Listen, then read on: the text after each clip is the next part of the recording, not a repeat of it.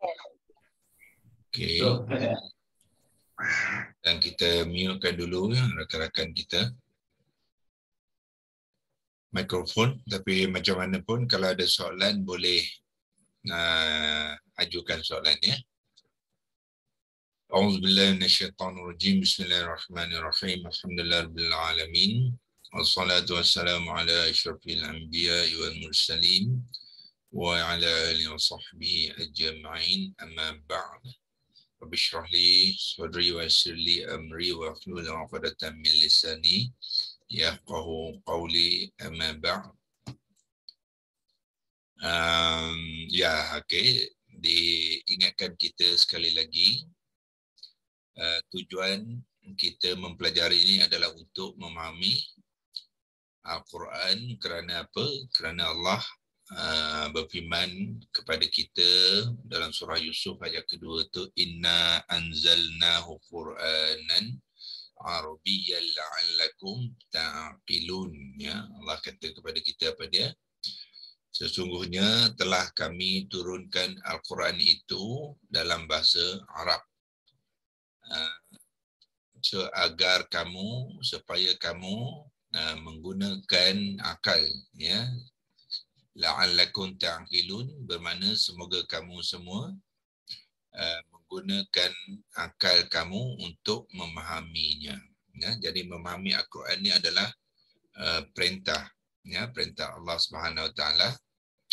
Kerana dengan kita memahaminya, barulah kita dapat menghayatinya. Mungkin saya kongsikan ayat tu supaya tuan-tuan kalau boleh jadikan ayat tu sebati, ya. Jadi dengan diri kita dan menjadikan dia panduan untuk menjadikan motivasi yang kita ataupun ada kalau rakan-rakan kita tanya, kenapa belajar ni, ya? Apa dalilnya? Ya. So itulah dalilnya daripada surah Yusuf. Saya kongsikan sekarang.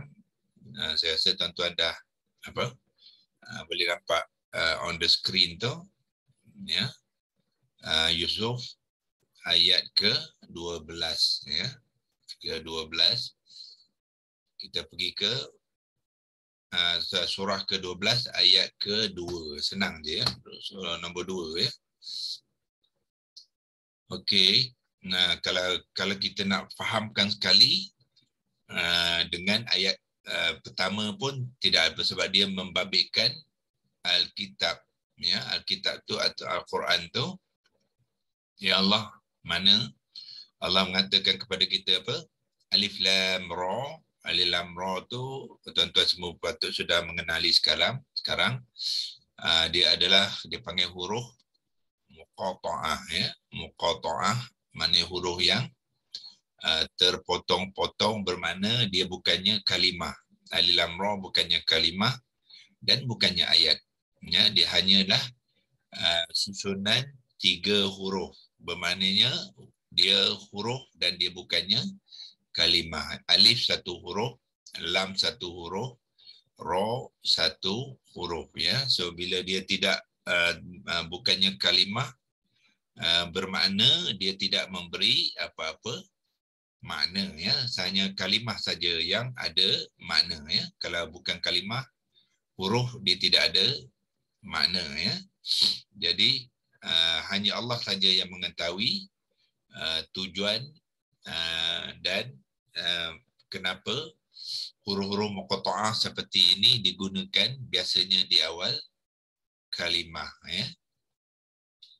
So kalimah bermula di mana?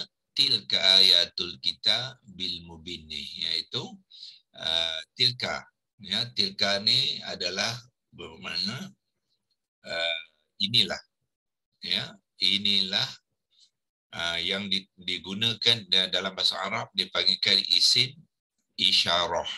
Itu Arab lah, ya. Isim isyarah. Melayu pun guna isyarah tu dalam bahasa Melayu jadi isyarat. Ya. Kata nama isyarat, lampu isyarat sebenarnya daripada bahasa Arab juga. Bahasa Arab dia isyaratun, ya, ta marbutah di hujung tu.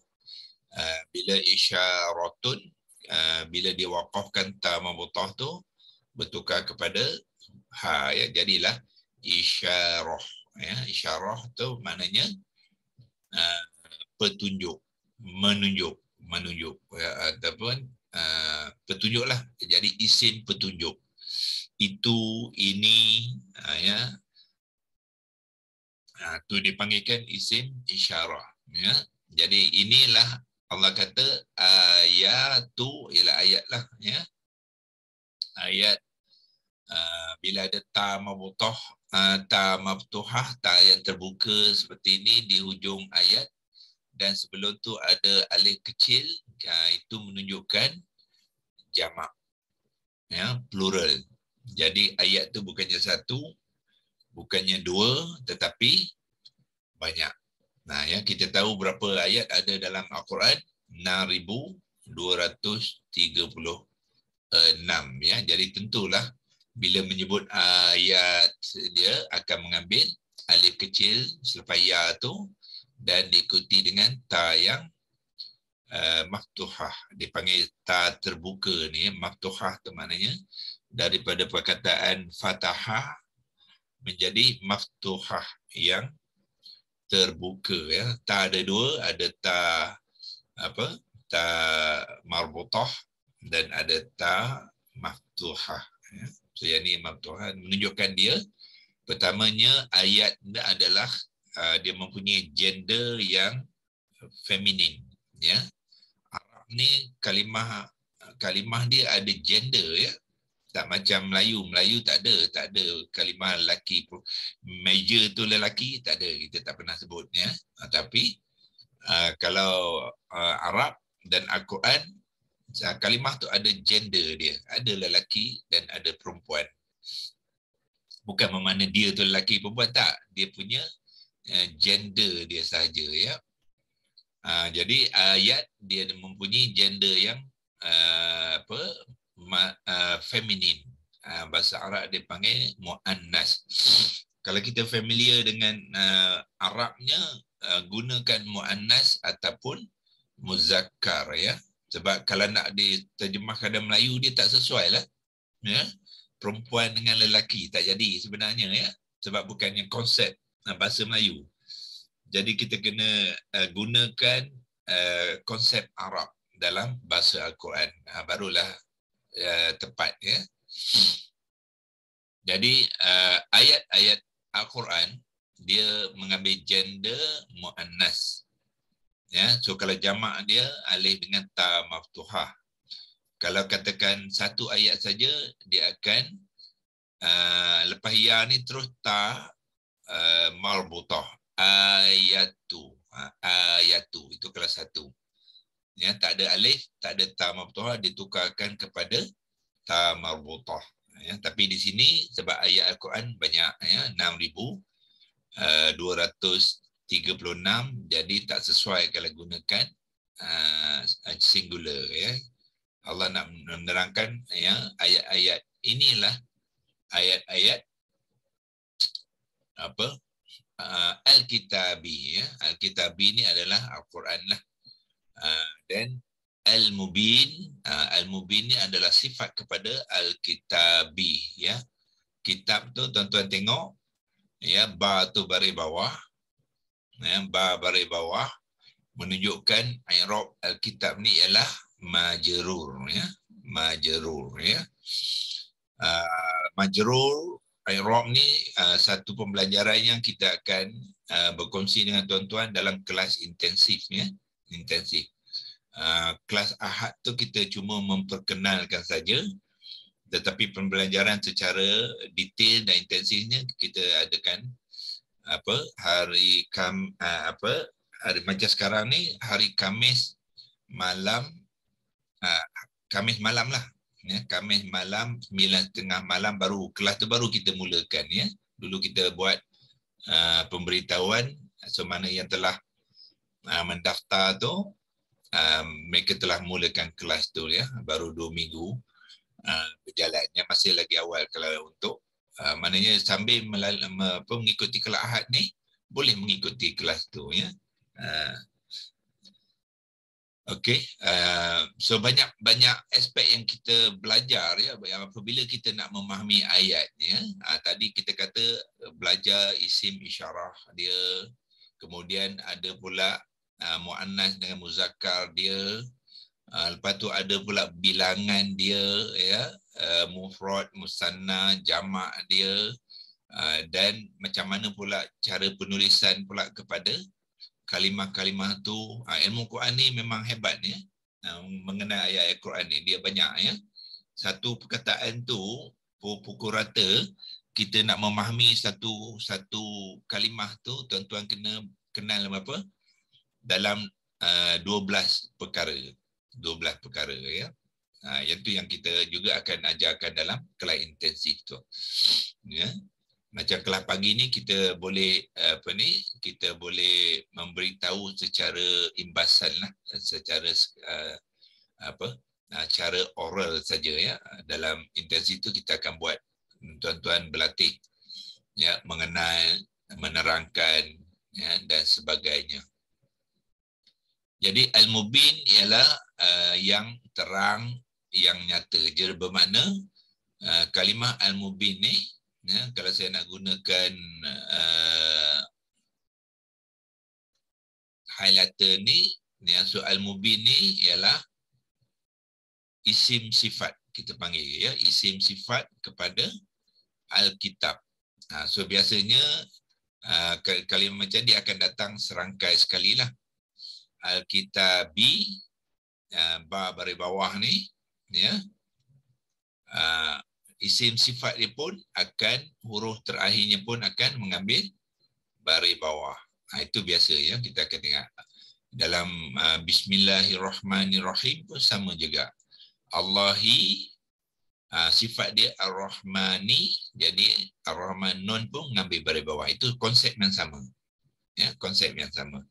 Bermakna Al-Mubin, kalimah adalah isim sifat kepada Al-Kitab. Maknanya Al-Mubin ni nak menerangkan kitab tu macam mana. Kitab yang nyata. So yang nyata tu ialah isim sifat dia. Isim sifat, orang putih panggil apa? Adjektif. Ya, adjektif. Sifat. Kepada, so bila dia bersifat kepada sesuatu perkataan tu kita panggil dia mausuf. So Alkitab adalah mausuf, Al-Mubin adalah isim sifat. Dan pertalian ni kita panggilkan Al-Mausuf was-sifah. Ya, Al-Mausuf was-sifah. Wa makna dan isim sifat. Ya. Okey. Jadi Allah kata apa? Alif Lam Ra, tilka ayatul kitabil mubin. Inilah ayat-ayat Alkitab, iaitu Al-Quran, ayat-ayat Quran yang terang dan jelas. Ya, terang dan jelas, mubin ya. Jadi dan Allah sambung dengan ayat kedua, inna, sesungguhnya kami ya, inna adalah sesungguhnya kami, gabungan dua kalimah inna yang harfun taukid dan digabung dengan na, domir untuk kami, jadilah sesungguhnya kami ya. Sebab itulah ada tanda tasydid ni ya. Tanda tasydid itu bermakna terdapat gabungan dua na ya. Pertamanya dalam inna ada na, kemudian na tu pun ada nun ya. Inna ada nun baris atas, lepas tu na pun ada nun baris atas. Jadi dua na yang berbaris atas digabungkan menjadi satu nun yang bertasydid ya. So bermakna inna ni tuan-tuan dan puan adalah gabungan dua kalimah ni ya. Sesungguhnya kami anzalnahu, huruf akarnya atau huruf kata akarnya adalah daripada tiga huruf ni, nun, zal dengan lam ni. Ini asal dia ya. Asal dia nun, zal, lam tu menjadi kalimah nazala ya. Nazala tu kita panggilkan kata akar ataupun kata dasar. Ya, tak kira mana yang kita nak guna boleh ya. Nak kata-kata akar pun boleh. Nak gelar kata dasar pun boleh ya. Kata dasar tu maknanya basic word. Basic word ni bermakna apa? Perkataan yang paling basic, yang paling asas, yang dibentuk daripada 3 huruf akar. Itu dia masukkan kata dasar ataupun kata akar. Dia dibangun daripada 3 huruf akar. 3 huruf akar ni apa dia? Iaitu yang ni non ni, ya, non, lepas tu zal dengan lam. Tu dia punya 3 huruf akar dia. Bila dia nak membentuk perkataan, kita gabungkan saja ya. Jadi bila kita gabung apa? Dia jadi nazala. Asal lam ni bukannya sukun ya. Sukun ni bila dia bergabung dengan na ni. Tapi asal dia ialah baris atas. Jadi nazala. Nazala sudah ada makna. Sebab tu kita katakan dia basic word ataupun kata dasar. Ya, nama lain kata akar sebab dia dibangun daripada 3 huruf akar. Barulah dia ada makna yang paling asas, makna dia ialah menurunkan. Ya, sudah nazala maknanya menurunkan. Menurunkan dia paling masih lagi asas tu dia sebab apa? Dia tidak ada pelaku dia. Siapa yang menurunkan tu tak ada lagi pada perkataan tu. Bila dia menurunkan tu pun tidak ada juga. Belum lagi. Itu dipanggilkan kata dasar. Untuk digunakan di dalam ayat Al-Quran, barulah dia diterbitkan ataupun dijadikan dalam bentuk fi'il madhi. Ya. Sebab nak menceritakan dalam ayat tu, perbuatan tu telah berlaku. Dan ada orang yang melakukannya. Itu dipanggilkan fi'il madhi. Ya. Yang mana kita juga belajar ni secara detailnya dalam kelas intensif juga. Ya. Pagi ni kita boleh tunjuk sajalah ya, tapi kemungkinan tuan-tuan dapat memahami secara imbasan saja ya. Okay. Kalau untuk mendetailkan, betul-betul mengenal dengan latihannya dan sebagainya, memang kena masuk kelas intensif lah ya. Jadi nazala tadi asalnya menurunkan, tapi bila dia bentuk dalam kalimah, digunakan dalam kalimah, dia sudah mengambil bentuk fi'il madhi ya. Fi'il madhi dia ada apa? Ada pelakunya dan ada masa kepada perbuatan tadi ya. Jadi menurunkan tadi bila dia dibentuk dalam fi'il madhi, dia sudah memberi erti ada pelaku iaitu kami ya. So di manakah pelaku dia? Yang ini ya. Tuan-tuan kata bila fi'il madhi, dia akan letakkan pelakunya selepas kata kerja tadi. Ya, ingat tadi kata kerja dia apa? Ialah nazala ni. Ya, so pelaku dia diletakkan di selepas. Mana dia pelaku dia? Yang ni lah. Ni dia. Nanti kita ambil balik kotak yang ini. Ni pelaku dia ialah na ni. Itu dia pelaku dia. Nazala ialah kata kerja. Na tu pelaku kepada kata kerja tu kita panggilkan fa'il. Bahasa Arab dia panggil fa'il, pelaku. Jadi bila bentuk ini, itulah tandanya nazzalna tu adalah bermula nazzalna tu, yang ni dua ni, itulah bentuk fi'il madhi ya, fi'il madhi. Tetapi Al-Quran ini dia bukannya mengambil bentuk nazzalna, tapi dia mengambil bentuk anzalna ya, iaitu dia tambah hamzah qata' di awalan ni.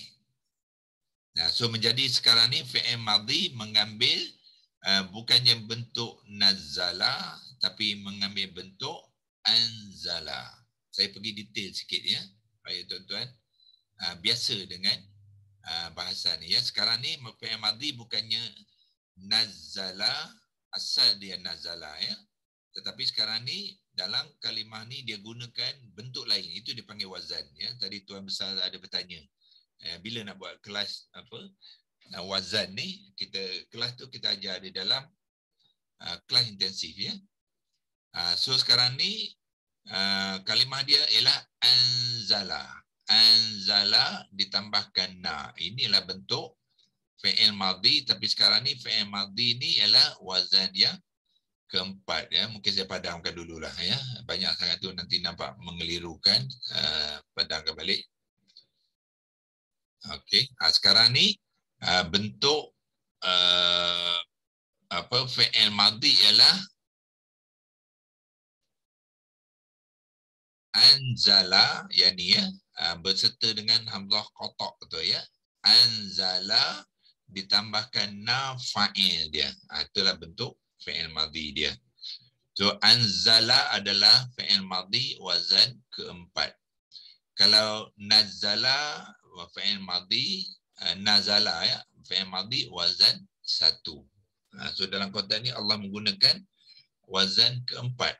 Ada sebab kenapa Allah menggunakan wazan keempat ya. Bila kita faham konsep wazan tu, kita faham kenapa Allah menggunakan wazan keempat, sebab impact dia berbeza dengan kalau menggunakan kalimah wazan yang satu ya. Jadi hu ni apa dia? Hu ni adalah objeknya kepada kalimah anzalna tadi, iaitu kami telah menurunkan. Dia ada objek dia. Objek dia hu lah. Hu ni maknanya, nya tu menunjukkan kepada apa? Dia menunjukkan kepada Alkitab ni. Alkitab tadi yang diturunkan iaitu Al-Quran. Jadi Al-Quran tu yang Allah kata yang mengandungi ayat-ayat ni tadi, apa dia? Keseluruhannya ialah Al-Kitabul Mubin ya. Yang inilah yang dimasukkan dengan hu tu. Ya. Ambil kotak balik. Ya. Al-Kitabul Mubin ni yang dimaksudkan oleh hu tu. Dialah objeknya yang Allah turunkan di dalam kalimatnya. Sesungguhnya kami telah menurunkannya. Ya, itu menunjukkan Al-Kitabul Mubin tadi dalam ayat yang pertama ya. Dan Al-Kitabul Mubin tu kita tahu dia adalah Al-Quran. Jadi Al-Quran Allah turunkan dalam bentuk apa? Quranan. Ya, Quranan ni makna dia apa sebenarnya? Kita kata Quran. Quran tu tuan-tuan apa dia? Dia adalah bentuk isim masdar. Ya, masdar apa dia? Satu kalimah yang dibangunkan daripada kata kerja. Kata kerja dia ialah qara'a, maknanya baca. Ya. Dia asalnya qara'a tu sini pun kita akan nampak ada tiga huruf akar ya. Yang mana ambil balik warna merah, arrow, ada huruf qaf, ada huruf ra. Ya, dan ini sebenarnya asalnya ialah hamzah qata', qara'a. Itu apa? Maknanya baca. Ya, kemudian Al-Quran nak menggunakan kalimah qara'a tadi dalam bentuk pembacaan, bukan dalam bentuk kata kerja, tapi bentuk pembacaan. Quran tu sebenarnya tuan-tuan asal maknanya ialah satu pembacaan. Ya, satu pembacaan. Sebab kita baca dia dan kita faham dia. Itu dinamakan satu bacaan ataupun satu pembacaan. So dia mengambil bentuk Quranan. Ini bentuk isim masdar dipanggil ya. Bahasa Inggeris isim masdar tu apa dia? Verbal noun. Dia noun ya, tapi dia verbal. Maknanya kata nama yang dibentuk daripada kata kerja. Daripada baca dia bentuk menjadi satu bacaan. Ya. Okey, so satu bacaan Arabian. Okey, ambil kotak balik. Arabian, mungkin ambil warna biru pula. Ya, ini apa dia? Adjektif dia lah. Sifat kepada bacaan tu apa? Jenis dia ialah Arabiyyan, dalam bahasa Arab. Ya, memang Allah turunkan Al-Quran tu dalam bahasa Arab, bukannya bahasa Melayu. Ya.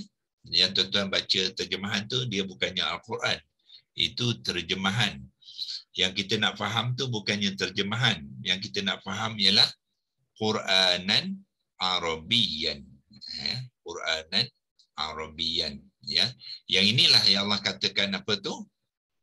La'allakum, supaya kamu, semoga kamu, agar kamu, ya, kum ni ramai. Ya, kum kamu tu siapa? Kum tu kita lah. Ya, kita yang menerima Al-Quran ni. Kita yang baca Al-Quran tu. Ya. Jadi kamu tu ialah kita. La'allakum, supaya kamu semua ta'qilun. Ya. Daripada 3 huruf akar di situ pun tuan-tuan boleh lihat apa dia? Ain, Qaf, Lam. Akal. Melayu pun cakap akal. Aqlun. Ya, daripada Ain, Qaf, Lam dibentukkan kalimah aqlun. Akal. Akal maknanya otak kita lah. Ya. Otak fikiran kita. Gunakan fikiran kita, Allah kata. Ya, ta'qilun. Ya. La'allakum, semoga kamu menggunakan akal fikiran kamu, tujuannya ialah untuk difahami. Ya. Bila Allah kata ta'qilu tu maknanya untuk difahami lah, yang gunakan akal, berfikir, ya, buat analisa, mengkajinya, ya, memikirkannya, untuk difahami. Nah, itulah ayat yang saya nak kongsikan tuan-tuan. Ya, kalau boleh ayat ni disebatikan dengan kita. Ya, inna anzalna, semula ambil kotak dia. Inna anzalnahu Qur'anan Arabiyyal la'allakum ta'qilun. Ya. Hari-hari baca, kenalkan kalimah tu, berikan maknanya, ya, supaya dia menjadi panduan kepada kita. Yang sebenarnya Al-Quran tu Allah turunkan, dan dia sudah pun terang dan nyata. Ya, keseluruhan ayat-ayat Al-Quran tu Allah katakan dia terang dan nyata, tapi dengan syarat kita belajar. Ya. Kalau kita tak belajar, dia memang tak terang dan nyata lah. Ya, kita tak nampak, tak mengenal dia. Sebab tu tujuan kita ni mengenal, supaya kita, bila kita tengok, memang dia terang dan nyata. Ya, kita kenal. Ya, tilka apa dia, ayatu apa dia, al-kitabi apa dia, al-mubini apa dia. Ya, memang dia terang dan nyata pun. Ya, cuma kita kena belajar mengenal. Ya, kalau tak belajar, walaupun kita dah baca banyak kali, ya, dia tak terang. Ya, sebab ada proses untuk kita melihat ayat-ayat Quran itu dengan terang dan nyata. Ya. Dan tujuannya ialah apa? Supaya la'allakum ta'qilun, kamu menggunakan akal fikiran kamu dan memahaminya. Dan memahami itu ada tujuannya, bukan habis di situ. Sebab Al-Quran ni dia bukannya habis di situ. Ada tujuan bila memahami itu. Ya, memahami itu kena untuk menghayati. Bila kita menghayati pula, banyak lagi tujuan lain. Ya, iaitu kita kena sebarkan ilmu tu. Bantu rakan-rakan kita, keluarga kita, masyarakat kita, dan Allah kata bukan itu saja, keseluruhan manusia ni, ya, yang perlu dibantu, ya, supaya manusia ni keluar daripada kegelapan kepada terang, cahaya. Ya. Manusia yang tidak mengambil dan memahami Al-Quran, mereka dalam kegelapan. Contoh kata hudal linnas. Contoh kata hudal linnas. Hudal linnas tu satu, iaitu sebagai petunjuk lah, ya. Dalam kita ambil yang terangnya ialah dalam surah Ibrahim, ya. Ambil surah Ibrahim. Saya tunjukkan surah Ibrahim sekarang. Surah berapa? 14, ya. Nampak ya? Sama je ayat dia menunjuk kepada Al-Quran, iaitu kitabun. Alif lam ra, kitabun, iaitu Al-Quran tu sama. Tadi ini kalimah yang sama, ya. Anzalnahu, nampak tak? Ya, anzalnahu, kata sekali lagi. Ya. Kami telah menurunkannya. Apa yang menurunkan? Kitab tu adalah Al-Quran. Ilaika, ya, kepada kamu, lituh daripada kharaja, maknanya lam ni ialah supaya ta ni ialah kamu, ya. Kita boleh kenal satu-satu di dalam apa ni, kalimah-kalimah Al-Quran, ya. Okey, ambil warna lain, warna hijau. Lam baris bawah ni bermakna supaya. Dia dipanggil lam ta'lil. Ta ni ialah kamu. Kamu tu siapa? Ka sinilah, iaitu Nabi, ya. Allah turunkan Al-Quran tu kepada Nabi. Kha 3 huruf, yang ni kha, tukarkan kepada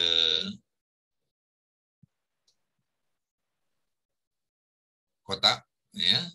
Yang ni, dari ini adalah daripada 3 huruf akar, kha, ra dengan jim tu menjadi kharaja, maknanya keluar. Jadi li supaya, tu ni kamu, daripada kharaja dia jadi dalam bentuk litukhrija, maknanya supaya kamu mengeluarkan. Ya, supaya kamu mengeluarkan. Mengeluarkan siapa? An-nas, manusia. Keseluruhan. Ya. Mina adalah daripada min, bermaknanya dari. Al-zulumat adalah kegelapan. Ya, so kegelapan ni, kegelapan bermula daripada kegelapan akidah. Ya. Bila gelapnya akidah, gelaplah hidup dia. Ya. Ila kepada an-nur, cahaya. Cahaya di sini ialah cahaya apa? Cahaya iman, ya, cahaya iman dan cahaya Islam yang dipandukan oleh Al-Quran, ya, yang mengikut panduan Al-Quran. Ya. Jadi untuk mengeluarkan manusia tu daripada kegelapan kepada apa? Keterangan, iaitu cahaya iman, cahaya Islam. Apa Allah hantar pada kita ialah kitabun. Allah hantar Al-Quran itu. Sebab itulah Al-Quran tu kena diguna pakai, guna dia fahami dan diguna pakai, ya. Allah tak hantar kita kitab-kitab dalam bentuk lain, ya. Allah tak ada bagi kita kitab, contohnya apa? Kitab buat kereta, tak ada, ya. Tak ada. Allah tak ada hantar kita macam mana nak buat ladang, tak ada, ya. Dia Allah hantar kita apa? Al-Quran. Satu tu je. So daripada satu itulah dia menjadi panduan kepada segala-galanya. So yang kita kena fahamkan, Al-Quran itulah, itu nombor satu. Bila Al-Quran kita tak faham, bermakna apa? Kita dalam ni lah, ya. Al-zulumat, ya, sebenarnya dalam kegelapan. Bila kita gelap, kita tak gunakan Al-Quran tu untuk apa? Menjadi panduan, mana kita tercari-carilah, ya, penyelesaiannya, cara-caranya, ya. Tapi sebenarnya semua bermula daripada Al-Quran. Sebab itulah kita kena baca dan faham, ya. So balik kepada semuanya berkaitan dengan yang tadi, iaitu dalam surah Yusuf ayat yang kedua, ya. Unjuran daripada ayat yang pertama, ya, tilka ayatul kitabil mubin inna anzalnahu qur'anan arabiyyan la'allakum ta'qilun, ya. Dan ke ayat-ayat seterusnya itu menerangkan lagi lah, ya, secara detailnya unjuran daripada ayat kedua itu, ya. InsyaAllah, ya. Nampaknya hari ini tak sempat kita nak nak berkongsi terus kepada ayat senarai-senarai ayat, tetapi tak apa, ya, mencukupi. sambil kita belajar tu kita mesti tahu tujuan kita belajar. Ya, tujuan kita belajar ialah supaya kita menghayati dan memahami ayat-ayat Quran yang Allah sampaikan kepada kita tu, ya. Sebab Al-Quran telah disampaikan kepada kita, so kita bertanggungjawab, ya, kepada Al-Quran tu untuk diri kita dan juga untuk manusia sejagat. Ya, tadi Haji Madlan tu ada menyebutkan tentang hudal linnas, ya. Hudal linnas tu kita boleh lihat dalam Al-Baqarah ayat 185, ya. Kalau boleh tarik dia, laju sikit. 185 dan bawah ni. Ini dia 185, dia bermula dengan ayat Syahrul Ramadan allazi unzila fihi al-Qur'an. Yang ni yang dimasukkan dengan apa tadi Haji Malan. Al-Quran tu apa dia? Allah kata unzila fihi al-Quran, ya, telah diturunkan di dalamnya ialah bulan Ramadan tu apa dia? Al-Quran. Al-Quran tu, ya, Allah turunkan. Apa tujuan dia? Ialah hudal linnas. Supaya dia Al-Quran tu adalah satu panduan, ya, bagi manusia. Ya, so huda adalah panduan, bukan untuk kita seorang saja, bukan untuk keluarga kita saja, bukan je untuk kawan-kawan kita dekat-dekat saja, tapi keseluruhan manusia.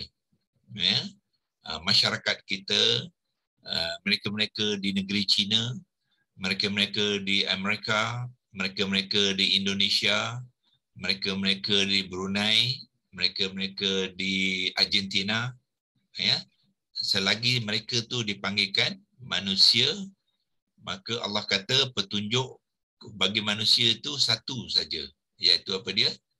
Al-Quran. Al-Quran. So bermaknanya kita memahami Al-Quran yang telah disampaikan oleh Nabi kita kepada kita tu, ya, kita ada tanggungjawab, ya, kepadanya. Ya. So bergantung kepada setakat mana kita boleh lakukan, tapi bermulalah dengan diri kita dulu, ya. Kalau diri kita tak faham, bermaknanya kita tidak melunaskan tanggungjawab yang paling asas. Ya, macam mana kita nak berkongsikan kepada linnas, ya, nak beritahu kawan-kawan kita yang bukan Islam tu, Al-Quran lah yang petunjuk kita masa kita hidup ni. Ya. Kalau kita sendiri tidak memahami, ya, jadi susahlah kerjanya. Sebab tu kita kena la'allakum ta'qilun, ya, untuk permulaan, ya. Okey, nampaknya hari ini hari Jumaatnya, so kita akan menyambung semula perbincangan kita di minggu hadapan lah, ya. Minggu hadapan hari Isnin pagi, dan kita akan sambung, ya. So hari ini saya nak memperkenalkan kepada tuan-tuan apa ayat dalam surah Yusuf tadi, ya. Yusuf ni boleh clear, ya. Iaitu inna anzalnahu Qur'anan Arabiyyan la'allakum ta'qilun, ya, dan sebagainya. Kalau ada masa nanti kita panjangkan perbincangan ni, ya. Allah mengingatkan kita tentang ini dalam banyak ayat, ya. App yang tuan-tuan lihat ni boleh bantu kita banyak cara, ya. Kalau tuan-tuan tekan dekat sini ni kalimah Arabiyan ni, ya, yang sini, ya, tekan dia sekali lagi, kali kedua, ya, tuan-tuan akan dapati rupanya Arabiyan ni bukannya di surah Yusuf saja digunakan apa ni mengenai Al-Quran ni dalam bahasa Arab ni, ya. Dia digunakan berapa kali? Tengok di atas ni ada tulis, ya, 8 kali. Ya, tengok belah atas tu. Dan satu soalan ni huruf muqatta'ah ni. Jadi alif lam ra selalu kalau dalam tajwid kita akan baca alif satu lam 6 ra 2 harakat. Kita di lam ni alif jadah ke apa? Tak faham. Alif jadah? Alif lam ra dibaca 2 harakat lah. Ya. Alif baca 1 harakat untuk Ustaz mahu. Jadi dia ada sepatutnya ra itu 2 harkat. Di harkat di situ ra saja tanpa alif. Alif lam ra . Ra asal dia ialah dalam ejaan dia ialah raun, ya. Raun. Raun itu ejaan dia. Yang bunyi ra tu raun, ya. So asal bunyi ialah ra. Itu dia punya apa? Asal dia. Tetapi dalam huruf muqatta'ah ulama-ulama tajwid bersetuju membaca dia secara mad asli lah, 2 harakat. Ra. Dua ambil membaca dia dengan 2 harakat. Ra yang dia macam dia road Dia ada alif dan ada hamzah selepasnya. Dia dan hamzah. Okey. So tadi saya nak berkongsikan tentang Arabia ni. Tengok sini ada 8 kali, bermakna bukan surah Yusuf saja, ya, dan dia digunakan Quranan Arabia. Tuan-tuan boleh lihat dalam surah Ar-Ra'd juga disebutkan dalam bentuk hukman Arabia, ya. Ini mengenai Quran tu juga dia mengandungi hukum-hukum dan peraturan juga dalam bahasa Arab, ya. So kena fahamkan bahasa Arab dia, ya. Dan seterusnya dalam surah Taha sekali lagi, ya, dia kata wa kadzalika anzalnahu Qur'anan Arabiyyan wa sarrafna. Allah mengatakan Quranan Arabiyyan tu telah pun Allah buat apa? Telah menjelaskan, ya. Menjelaskan. Sarrafna maknanya bukan saja dia bagi kat kita suruh baca, tapi dalam Al-Quran itu sendiri banyak penjelasan-penjelasan yang telah dibuat, ya, untuk kita memahami, dan bukan setakat memahami saja.